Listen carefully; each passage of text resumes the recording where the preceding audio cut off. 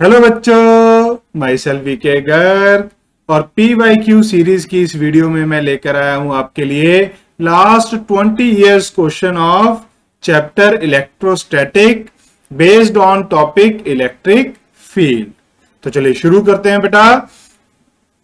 First question हमारे पास है a spherical conductor of radius 10 centimeter has charge of 3.2 into 10 raised to power minus 7 coulomb distributed uniformly. What is the magnitude of electric field at a point 15 centimeter from the center of sphere?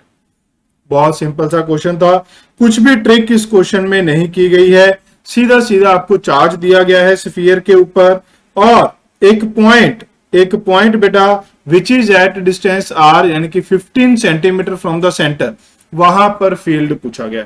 कोई trick इस question में नहीं की गई है। But ऐसा ही एक question जो हम इसके बाद देखेंगे उसमें यह पूछा गया था कि इनसाइड पॉइंट पे क्या है।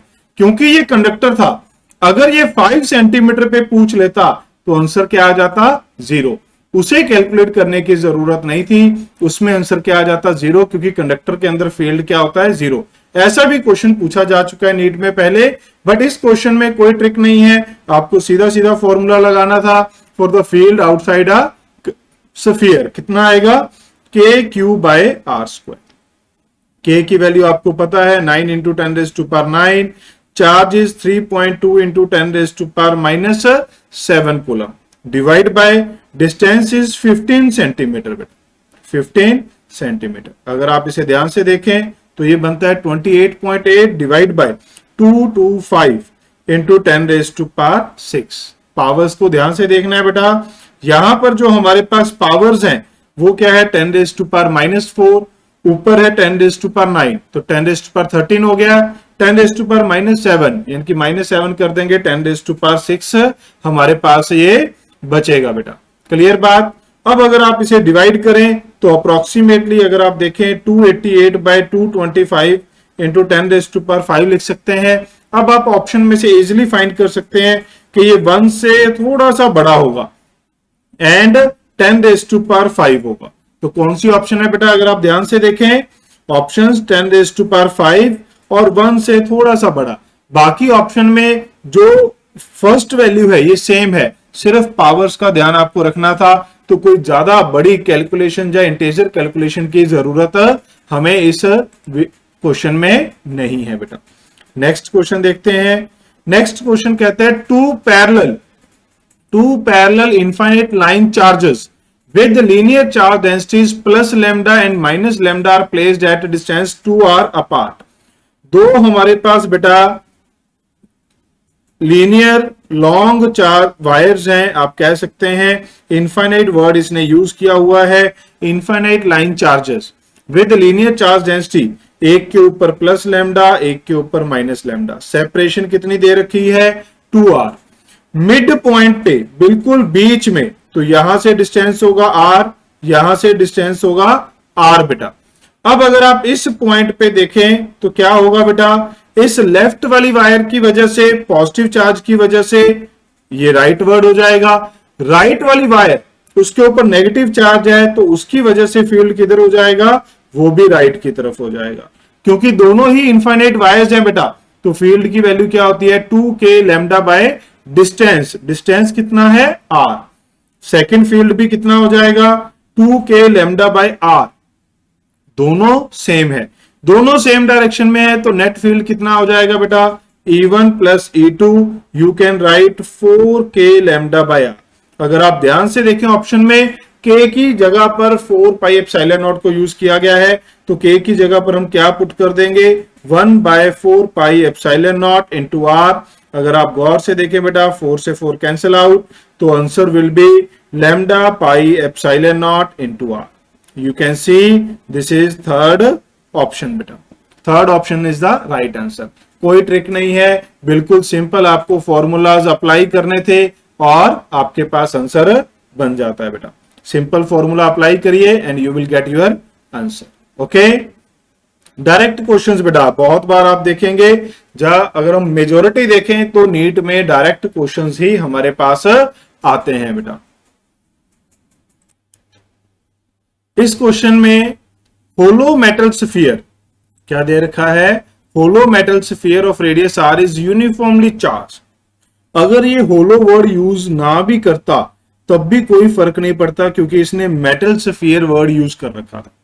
गौर से देखने वाली बात है, अगर ये होलो वर्ड यूज नहीं भी करता तब भी आंसर पे कोई फर्क नहीं पड़ेगा, because it has mentioned metal sphere. Metal sphere अगर सॉलिड मेटल स्फीयर है वो भी हमारे पास एक होलो स्फीयर या फिर शेल की तरह काम करता है। बेटा क्या कह रखा है, अगर हम इसको चार्ज देते हैं, हमें कंडक्टर की प्रॉपर्टी से पता है, अगर कोई मेटेलिक स्फीयर को चार्ज देंगे तो वो इसकी सरफेस के ऊपर रहेगा। बेटा ठीक है, हमारा पर्पस यहां पर सिर्फ क्वेश्चन को सॉल्व करना नहीं है बेटा, साथ साथ में इसके जुड़े जो कंसेप्ट है उसको भी रिवाइज करना है। बेटा तो यहां पर अगर आप देखें तो यहां पर जो मेटेलिक स्फीयर है इसका ग्राफ क्या होता है, इसका ग्राफ होता है, इसके अंदर जो इलेक्ट्रिक फील्ड है वो 0 रहेगा। बेटा इसके अंदर जब आर जो है आर तक रहेगा, रेडियस तक, कैपिटल आर इसका रेडियस हम मान रहे हैं, जब दिया भी हुआ है क्वेश्चन में बेटा, वहां तक जो फील्ड है वो क्या रहता है 0 इनसाइड पॉइंट पे, और सरफेस के बाद it start decreasing, it decrease with E as inversely proportional to R square. ये ग्राफ भी ध्यान में रखना है बेटा, दिस इज फॉर शेल और मेटेलिक स्फीयर। अगर नॉन कंडक्टिंग सॉलिड स्फीयर हो उस केस में ये नहीं होता, उस केस में यहां पर हमारे पास लीनियरली वेरी होता है। क्लियर है, जब मेटल वर्ड लिख दिया या फिर होलो स्फीयर लिख दिया, इसमें तो दोनों ही लिख दिए, टेंशन ही कोई नहीं, कोई कंफ्यूजन दिमाग में नहीं रखनी, दोनों दे रखे हैं, आराम से आप इसको लिख सकते हैं। तो क्या आंसर आएगा बेटा आपके पास, ये आंसर बन जाएगा, देखिए आर लेस देन आर के लिए क्या हो जाएगा 0, आर लेस देन आर के लिए इनसाइड पॉइंट पे 0, आउटसाइड पॉइंट पे जैसे जैसे आर बढ़ेगा फील्ड डिक्रीज होगा। बेटा तो डिक्रीजिंग फील्ड किसमें है, डिक्रीज एज आर इंक्रीजेस, तो हमारे पास आंसर बनेगा सी। ओके नेक्स्ट क्वेश्चन देखते हैं।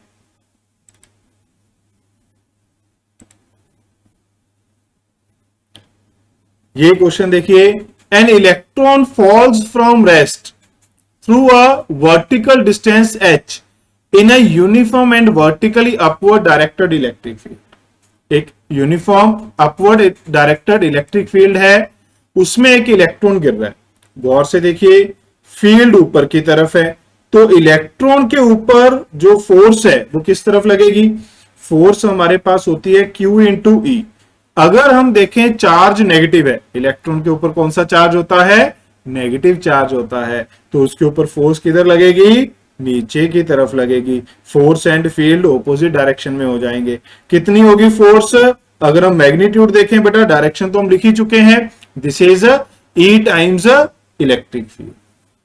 अब अगर आप देखें बेटा नेक्स्ट केस में कह रहे हैं the direction of electric field is now reverse, direction को हमने रिवर्स कर दिया है, कीपिंग इट्स मैग्नीट्यूड सेम, अब proton is allowed to fall. अब इलेक्ट्रिक फील्ड किस तरफ है, डाउनवर्ड। अब हमने किसको अलाउ किया है फॉल होने के लिए, प्रोटॉन। प्रोटॉन के ऊपर चार्ज क्या होता है प्लस सी, तो इसके ऊपर फोर्स कितनी लगेगी, मैग्नीट्यूड ई, और डायरेक्शन किधर लगेगी, क्योंकि प्रोटॉन पॉजिटिव है तो फील्ड की डायरेक्शन में फोर्स लगेगी। ये चीजें मैं तो आपके लिए लिख रहा हूं, बट आपको स्टेटमेंट पढ़ते पढ़ते दिमाग में आनी चाहिए बेटा। ये सारी चीजें आपको नहीं लिखनी है पेपर में, टाइम लगेगा, आपके दिमाग में ये चीजें आ जानी चाहिए। अब कह रहा है allowed to fall from the rest, दोनों ही रेस्ट से चले हैं, दोनों के लिए इनिशियल वेलोसिटी 0 है, through the same vertical distance, दोनों के लिए वर्टिकल डिस्टेंस भी कितना है, सेम है। टाइम ऑफ फॉल क्या होगा, अगर आप ध्यान से देखें, S is equal to u t plus half AT square. Height दोनों के लिए सेम है बेटा, जो टाइम है वो किसके इनवर्सली प्रोपोर्शनल आ जाएगा, एक मिनट यहां पर स्क्वायर रह गया देखिए, तो टाइम किसके इनवर्सली प्रोपोर्शनल आ जाएगा, यहां से एक्सेलरेशन के रूट का। और एक्सेलरेशन बेटा गौर से देखेंगे, दोनों के ऊपर फोर्सेस क्या थी, सेम। एक्सेलरेशन क्या होता है, force upon mass, acceleration is inversely proportional to mass, तो टाइम इज डायरेक्टली प्रोपोर्शनल। इसका मतलब आप क्या लिख सकते हैं, अगर आप इसको यहां पर पुट कर दें तो time is directly proportional to mass. अब आप जानते हैं किसका मास ज्यादा होता है बेटा, किसका मास ज्यादा होता है? आप देख सकते हैं बेटा, मास ऑफ प्रोटॉन ज्यादा होता है, तो इलेक्ट्रॉन के लिए टाइम क्या होगा? कम होगा। किससे? प्रोटॉन से। तो क्वेश्चन में क्या पूछा गया है? Time of fall of electron, electron के गिरने का time in comparison to the time of fall of proton, proton के कंपैरेटिवली क्या होगा? स्मॉल होगा। तो आंसर क्या बन जाएगा? ए बन जाएगा। काम खत्म हो गई, हमें किसी मैग्नीट्यूड की जरूरत नहीं है। अगर ग्रेटर में हमारे पास कुछ ऐसा होता तो आपको मास की रेशो याद होनी चाहिए, उसका रूट लेंगे and you will get your answer. But यहां पर सिर्फ आपको स्मॉलर बताना था, किसी रेशो की, किसी रूट की जरूरत नहीं है। बड़ी आसानी से आप इसका आंसर बता सकते हैं। Okay, next question. ये क्वेश्चन थोड़ा सा लेंथी है। काइनेमेटिक के कंसेप्ट आपके काफी अच्छे होने चाहिए, काइनेमेटिक के कंसेप्ट आपके काफी अच्छे होने चाहिए। लास्ट क्वेश्चन में एक चीज मैं और कहना चाहूंगा, जो इस क्वेश्चन में मिसिंग था वो क्या था बेटा? ग्रेविटी। क्वेश्चन में ये दिया ही नहीं गया कि ग्रेविटी को निगलेक्ट करना है, तो हमें बाय डिफॉल्ट ग्रेविटी को निगलेक्ट करके चलना पड़ेगा। बाय डिफॉल्ट ग्रेविटी को हमें निगलेक्ट करना पड़ेगा। अगर बाय चांस, कुछ बच्चे ये भी कहते हैं सर ग्रेविटी को कंसिडर कर ले, तो कर लो, कोई फर्क नहीं पड़ता। साथ में क्या आ जाता? इस फोर्स के साथ में आप जी लगा देते, वो दोनों में सेम होता, तो इफेक्ट हमारे पास क्या बनता? सेम। इफेक्ट पे कोई चेंज नहीं होगा। अगर मैं जी कंसिडर कर भी लूं, बच्चा कह सकता है कि सर अगर जी कंसिडर कर लूं तो क्या आंसर बदल जाएगा? तो क्या मैं चैलेंज कर सकता हूं? नहीं, आंसर नहीं बदलेगा, क्योंकि अगर आप जी को भी ऐड करेंगे तो जिसका मास ज्यादा है उसका एक्सेलेरेशन, नेट इफेक्टिव एक्सेलेरेशन कम होगा, उसके लिए टाइम ज्यादा लगेगा। क्लियर है? इस क्वेश्चन की बात कर रहे हैं हम। इस क्वेश्चन के लिए काइनेमेटिक्स के जो फंडा है वो बहुत क्लियर हो, अगर आपके हैं, इक्वेशन में आप कंफर्टेबल हैं, तो आप इसे कुछ सेकंड्स में कर सकते हैं। अगर आप काइनेमेटिक्स की इक्वेशन लगाने में कंफर्टेबल नहीं है, तब आपको थोड़ी सी दिक्कत इस क्वेश्चन में आ सकती है। ध्यान से देखेंगे बेटा, अगर हम डिटेल में करने जाएंगे तो हम कहेंगे ये एक लेंथी क्वेश्चन है, बट अगर आपको काइनेमेटिक के कंसेप्ट याद हैं तो ये इतना भी लेंथी क्वेश्चन नहीं है। क्या कहता है? कहता है कि टॉय कार है, एक हमारे पास टॉय कार है। हम इस तरीके से कार यहां पर इंक्लूड कर लेते हैं। ये हमारे पास मान लेते हैं एक कार है। ओके, ये हमारे पास एक कार है बेटा। अब इस कार को देखें तो ये रेस्ट से शुरू हुई है। A toy car with charge Q moves on a frictionless horizontal plane under the influence of uniform electric field. एक यूनिफॉर्म इलेक्ट्रिक फील्ड के इन्फ्लुएंस में चलती है, इसके ऊपर चार्ज Q है। Due to the force QE, force तो हमें पता ही है बेटा, ना बताता तब भी हमें पता है QE फोर्स होती है। Its velocity increases from 0 to 6 in 1 second। एक सेकंड में इसकी वेलोसिटी कितनी हो जाएगी? एक सेकंड में इसकी जो वेलोसिटी है, यहां पर t इक्वल टू 1, वेलोसिटी हो जाती है 6 मीटर पर सेकंड। यहां पर 0 to 6 इंक्रीज हो रही है, तो इनिशियल वेलोसिटी कितनी है? 0 in 1 सेकेंड। ओके, अब आप यहां से बहुत सारी इंफॉर्मेशन निकाल सकते हैं। क्या निकाल सकते हैं? ये डिस्टेंस कितना होगा भी, ये distance s is equal to u plus v by 2 into t. क्योंकि एक्सेलेरेशन कांस्टेंट है, मैं डायरेक्ट इक्वेशन ऑफ मोशन लगा सकता हूं। जीरो, यहां पर देखिए बेटा, ये हो जाएगा 0 plus 6 by 2 into 1, 3 metre. Okay, अगर आप एक्सेलेरेशन फाइंड करना चाहें तो v minus u by t कर दीजिए, तो वो कितना आ जाएगा? 6 मीटर पर सेकेंड स्क्वायर। बट इसकी जरूरत हमें नहीं। अब अगर इसके बाद क्या कहता है, देखिए, at that instant the direction of field is reverse. Direction of field reverse कर दी। अगर यहां पर एक्सेलेरेशन प्लस 6 था, तो जैसे ही डायरेक्शन रिवर्स करेंगे, अगर आप ध्यान से देखें तो एक्सेलेरेशन क्या हो जाएगा?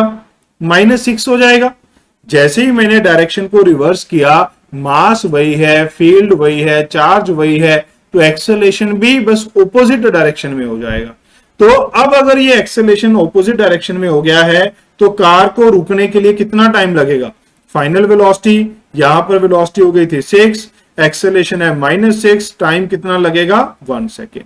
तो कार t इक्वल टू 2 पे कार बेटा यहां पर अगर आप ध्यान से देखें t इक्वल टू 2 सेकेंड पे ये कार रेस्ट पे आ जाएगी।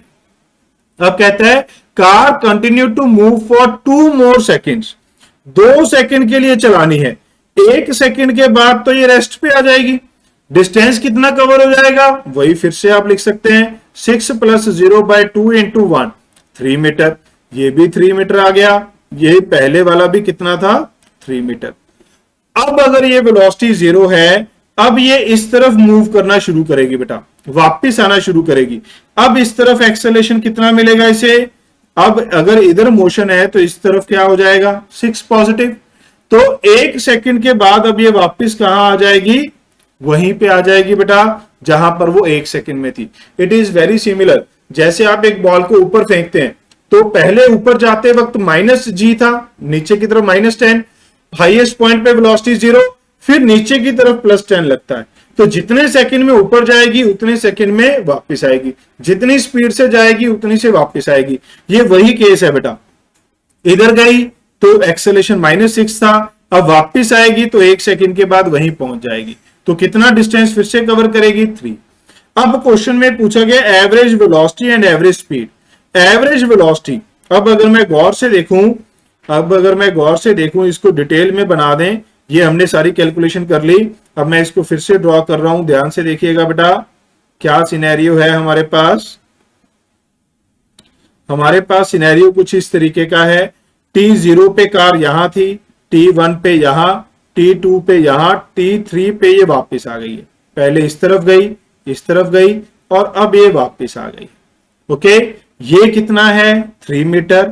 ये भी कितना है, ये भी हमारे पास 3 मीटर है। तो आप आसानी से अब मुझे बता सकते हैं डिस्प्लेसमेंट कितना होगा। डिस्प्लेसमेंट इनिशियल पोजीशन ये है, फाइनल पोजीशन ये है बेटा। तो डिस्प्लेसमेंट कितना बचा, 3 मीटर। टाइम कितना लगा है, टोटल टाइम कितना दिया है, 3 सेकेंड। तो एवरेज वेलोसिटी क्या हो जाएगी, एवरेज वेलोसिटी हो जाएगी डिस्प्लेसमेंट बाय टाइम 1 मीटर पर सेकेंड। अब अगर हम देखें डिस्टेंस कितना है, सबको पता है distance is the actual path covered. तो ये क्या है, पहले इधर गया 3, फिर इधर गया 3, फिर वापस आया। तो डिस्टेंस कवर्ड कितना होगा, 3 + 3 + 3, दिस इज 9 मीटर। ओके, तो एवरेज स्पीड क्या होगी, स्पीड बेटा स्पीड हो जाएगी distance by time, distance by time. तो डिस्टेंस है 9, टाइम है 3, तो 3 मीटर पर सेकेंड। ये हमारे पास क्या हो जाएगी, स्पीड हो जाएगी। ओके, ये हमारे पास क्या हो गई, स्पीड। तो average velocity and average speed आपसे पूछी गई थी। एवरेज वेलोसिटी है 1 एंड एवरेज स्पीड है 3। ये क्वेश्चन थोड़ा लेंथी था। अगर आप इसे रिलेट नहीं कर पाए, जो मैंने अभी केस बताया कि बॉल ऊपर फेंकी नीचे फेंकी, अगर आप इस वाले कंसेप्ट को यहां पर चीजों को रिलेट नहीं कर पाए तो आपको ये सारा कुछ करने में, ये सभी स्टेप्स सॉल्व करने में काफी टाइम लग सकता है। पेपर में आपको काफी टाइम लग सकता है इसको करने के लिए।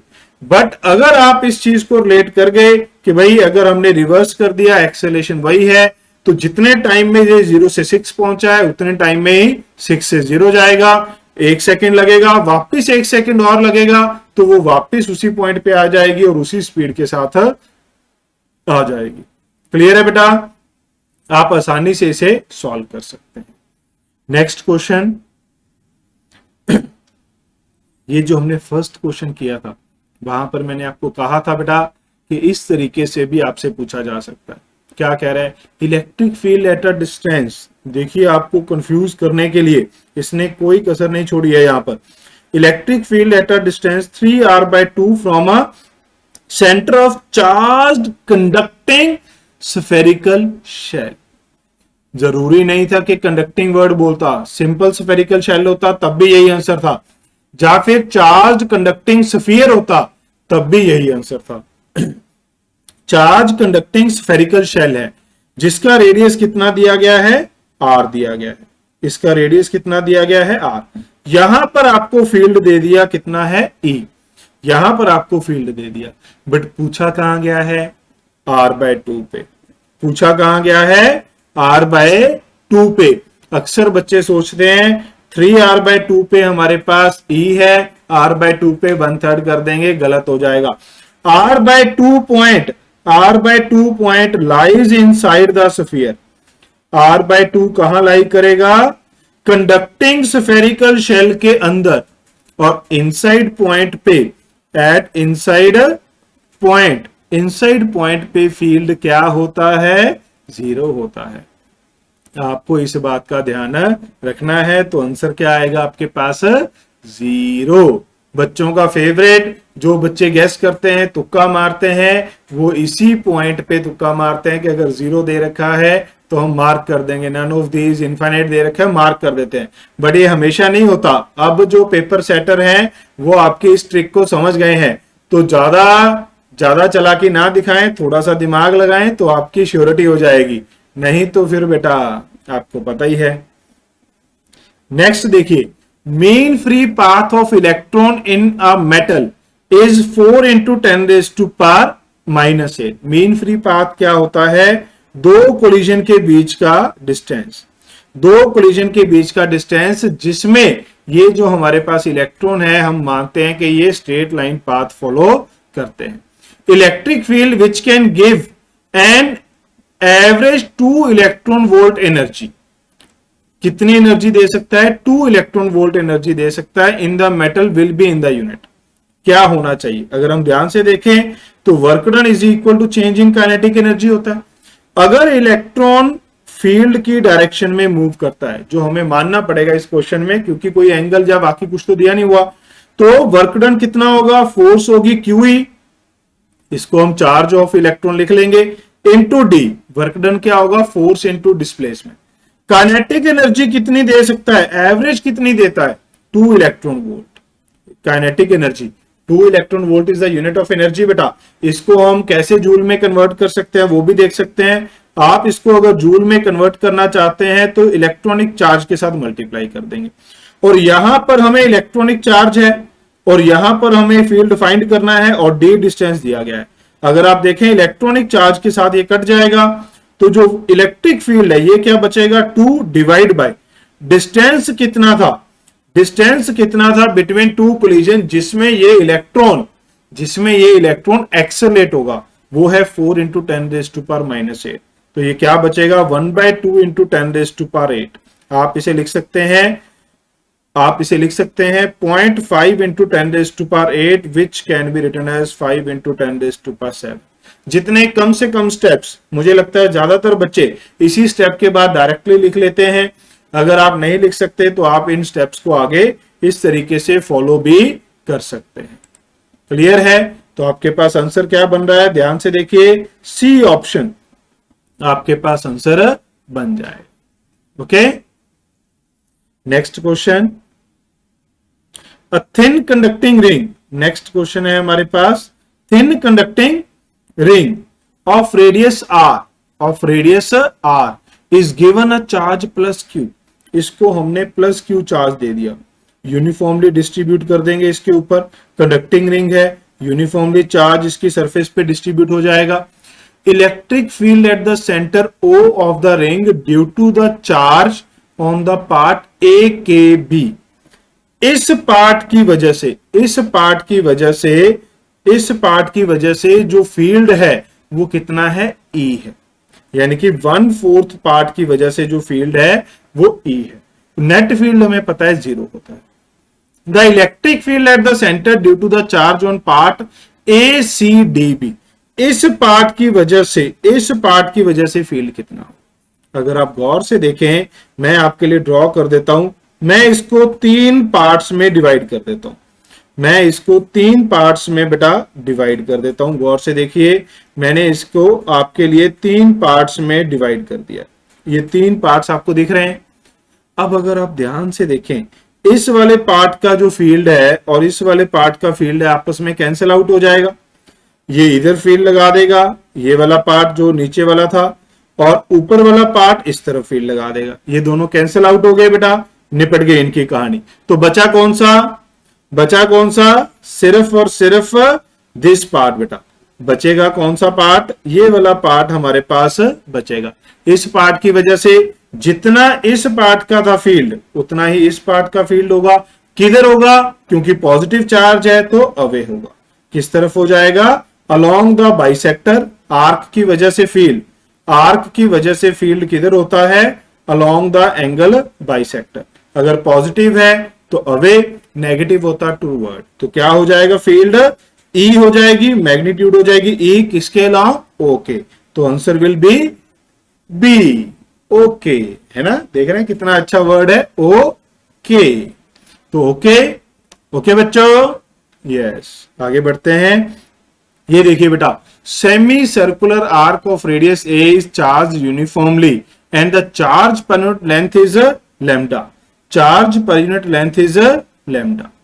आप क्या कर सकते हैं, इसकी जो शॉर्ट ट्रिक होती है, शॉर्ट ट्रिक के लिए मैं बच्चों को कहता हूं कि ये जो हमारे पास एक स्ट्रेट लाइन है, ठीक है, और अगर हमारे पास ये एक आर्क है, पहले मैं आपको शॉर्ट ट्रिक बता रहा हूं, फिर हम फॉर्मूला से तो इस क्वेश्चन को कर ही सकते हैं, उसमें तो कोई दिक्कत नहीं है। अगर हमारे पास इस तरीके से ये कोई आर्क है, ये थोड़ी अच्छी नहीं बनी, एक मिनट भी, इसको थोड़ा ऐसा कर लेते हैं, एडजस्ट कर लेते हैं। ये देखिए, मान लो ये पॉइंट है, हाँ, अब आर्क हमारे पास बिल्कुल अच्छी बनेगी। देखिए ये एक ऐसी आर्क है, ओके। इस आर्क की वजह से और इस वायर की वजह से फील्ड क्या होता है, सेम होता है। इस आर्क की वजह से और इस वायर की वजह से फील्ड सेम होता है। अगर मुझे सेमी सर्कुलर आर्क चाहिए, अगर मुझे सेमी सर्कुलर आर्क चाहिए बेटा, ठीक है, जैसे कि इस क्वेश्चन में पूछा गया, तो इस सेमी सर्कुलर आर्क की जगह पर जो मैं वायर लूंगा वो कौन सी होगी, एक ऐसी वायर जिसके ऊपर यहां से सेंटर से एंगल 90 डिग्री बने, दोनों साइड एंगल 90 डिग्री बने अल्फा बीटा, तो कौन सी वायर होती है, इनफाइनाइट वायर। इनफाइनाइट वायर की वजह से फील्ड कितना होता है, 2k lambda by r. Infinite wire की वजह से फील्ड कितना होता है, 2k लैम्डा बाय आर। अगर आप आंसर देखें तो ये आपके पास आंसर आ गया है 2 pi epsilon not by r. K को पुट कर दीजिए 1/4, ऊपर से 2 कट जाएगा, आपके पास आंसर आ गया है, काम खत्म। Okay, r is the radius. इस क्वेश्चन में ए रेडियस दे रखा है तो हम इसको ए कर देंगे। क्लियर बात। एक तो है मेथड ये वाला आपको, दूसरा है आप इसको, इसके फॉर्मूला को याद रखें। इसका फॉर्मूला क्या है, अगर हमारे पास ये कोई आर्क है, ये हमारे पास कोई आर्क है, इस आर्क का जो हमारे पास फील्ड होता है वो बेटा हमारे पास अलोंग बाइसेक्टर होता है। ओके, अलोंग बाइसेक्टर, ठीक बात। इसमें क्वेश्चन में नहीं पूछी गई डायरेक्शन, बट आपको पता होनी चाहिए। क्या फॉर्मूला होता है, ये है k q by are square sine theta by 2 theta by 2। इसको इस फॉर्मेट में लिखा जाता है सो दैट आप इसे याद रख पाए, सो दैट आप इसे याद रख पाए। ओके, अब अगर हम इसमें वैल्यू पुट करें बेटा, for semi circular arc, for semi circular arc, semi circular arc के लिए हमारे पास एंगल्स क्या होंगे, सेमी सर्कुलर आर्क के लिए एंगल्स क्या होंगे, हम सीधा सीधा कह सकते हैं theta by 2 is equal to pi by 2, theta by 2 is equal to pi by 2। तो यहां पर अगर आप वैल्यू पुट कर दें तो ये क्या आ जाएगा, k q by are square sine pi by 2। Sine pi by 2 कितना होता है, 1 होता है। तो आप इसे एडजस्ट कर सकते हैं, k q by are square sine pi by 2 1 हो जाएगा, पाई बाय 2 को अगर आप देखेंगे तो ये हो जाएगा 2 बाय पाई। क्लियर। अब हमें जो फॉर्मेट है, जो आंसर दिया गया है वो लैम्डा की फॉर्म में कन्वर्ट कर लीजिए। के को लिख देंगे 1/4 epsilon naught, charge on semi circular arc, ये है length lambda, charge per unit length into length कितनी होती है सेमी सर्कुलर आर्क की, pi R, divide by are square 2 by pi. अब अगर आप ध्यान से देखें, एक आर से आर कट जाएगा, पाई से पाई, 2 को हम 4 से काट देंगे, 2 बचेगा, तो ये बच गया ऊपर लैम्डा बेटा, नीचे है 2 pi epsilon not r. Question में रेडियस ए दिया था तो आप आर की जगह सिंपली क्या लिख सकते हैं, ए लिख सकते हैं, वो आप इजिली एडजस्ट कर सकते हैं चीजों को। तो आपके पास दो मेथड हैं, एक आप एक सेमी सर्कुलर आर्क को एक इनफाइनाइट लॉन्ग वायर के इक्विवेलेंट समझें, दूसरा आप इस फॉर्मूला को याद रखें, तीसरा जो आपको बिल्कुल पसंद नहीं आएगा और मैं यहां करने भी वाला नहीं हूं, आपको अक्सर क्लासेस में कराया होगा, वो है इंटीग्रेशन। वो बच्चों को अक्सर पसंद नहीं आता है, स्पेशली मेडिकल के जो हमारे पास स्टूडेंट है उन्हें बिल्कुल पसंद नहीं आता, तो वो मेथड मैं यहां पर नहीं करने वाला। क्लियर है बेटा? तो ये थे आपके प्रीवियस 20 इयर्स नीट के question based on electric field. कुछ और क्वेश्चन भी होंगे फील्ड के जो डायपोल के ऊपर बेस्ड होंगे या फिर गॉस थ्योरम के ऊपर बेस्ड होंगे, जिसमें फ्लक्स और वो सारी बातें करेंगे, तो वो कमिंग वीडियोस में हम लोग डिस्कस करेंगे। ठीक है, आज के लिए इतना ही है। तो थैंक यू बेटा, thank you so much, and don't forget to like, share and subscribe. Till next video के लिए बेटा सब्सक्राइब करें चैनल को और बेल आइकन को जरूर प्रेस करें for to get notification. Thank you बेटा, स्टे सेफ, बी हैप्पी।